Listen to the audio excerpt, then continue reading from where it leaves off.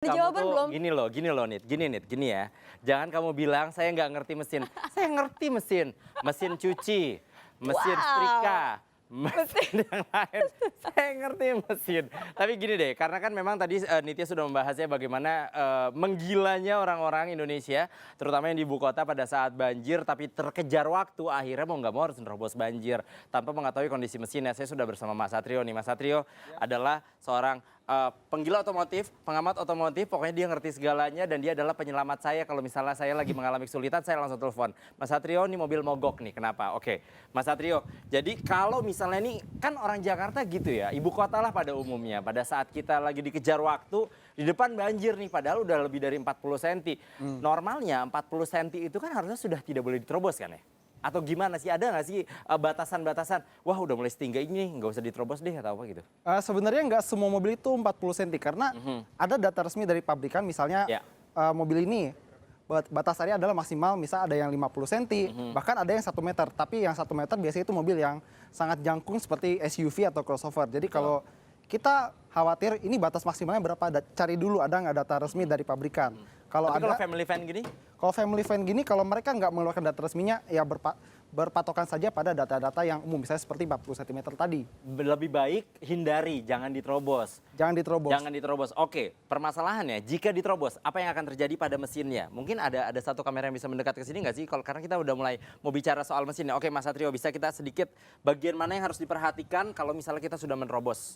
Yang pertama jelas selang udara atau kalau istilah kita itu air intake. Biasanya kan kalau mobil ini kebetulan dia tuh ada di sekitar sini ya. Iya. Jangan sampai air intake ini kemasukan air. Berarti ini ya? Ya, ini dia jangan sampai kemasukan air Oke. karena dia tuh tempat masuk udara ke ruang bakar. Ya. Kalau misalnya air sampai masuk, mesin kita bisa rusak, bisa mogok dan mungkin nanti biaya perbaikannya akan sangat mahal. Ya. Terus kalau misalnya sampai kita berhasil menerobos banjir, misalnya sudah berhasil, kita cek olinya. Ini dipsticknya kita cek, kita tarik. Ya, ditarik dulu.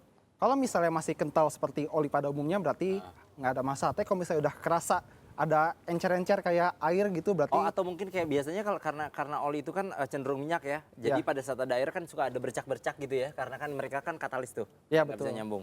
ya jadi karena mereka sangat bisa dibedakan antara oli dan air. Kalau misalnya ketahuan ada airnya, kita harus hati-hati, kita harus langsung periksa Ya, ke bengkel ya. resmi. Oke. Terus kalau radiator terutama, kalau misalnya Radiator, airnya udah oke, kena, betul. air banjir udah masuk sini, udah hati-hati. Kita harus cek dulu, kuras radiatornya ganti sama yang baru. Berarti buka dulu, kuras radiatornya dari mana?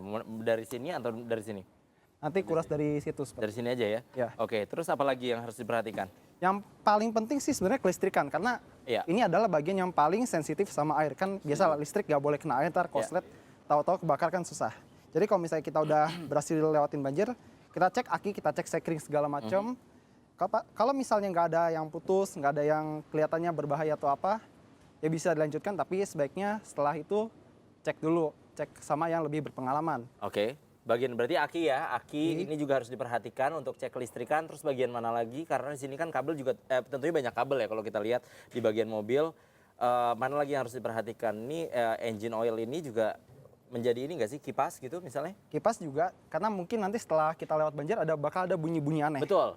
Jadi kalau ya gitu. kayak bunyi berdecit seperti itu.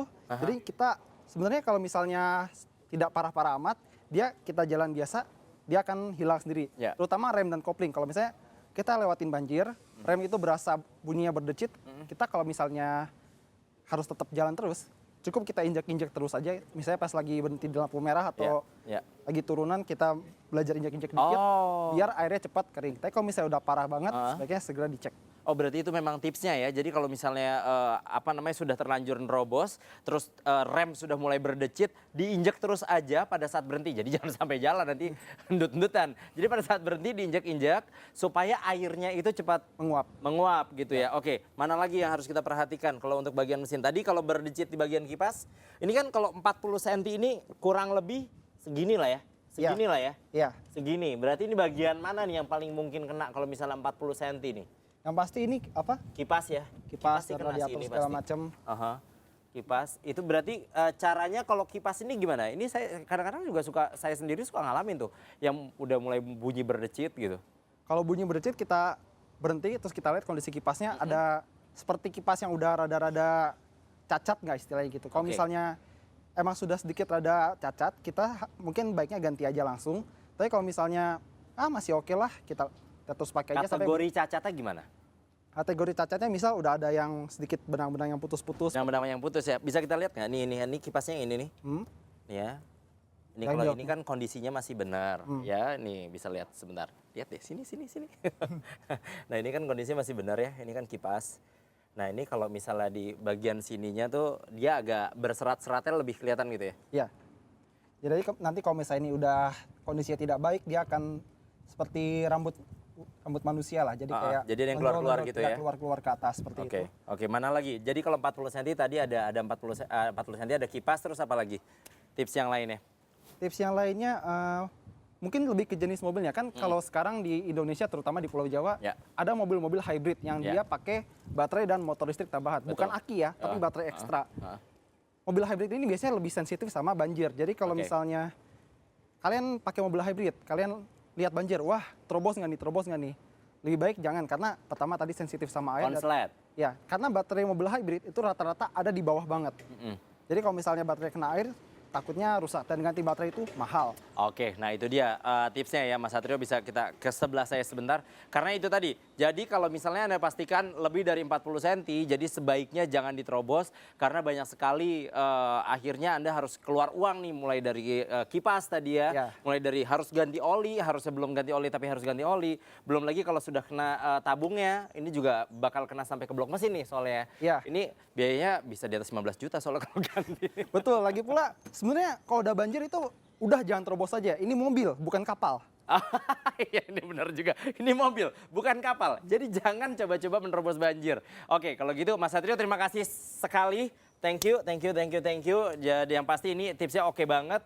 Dan untuk Anda harus lebih hati-hati lagi, jangan suka terobos banjir. Usai jeda kita masih akan kembali lagi untuk Anda. Dan saya juga akan segera bergabung dengan Niti Anissa di dalam. Kita akan segera kembali.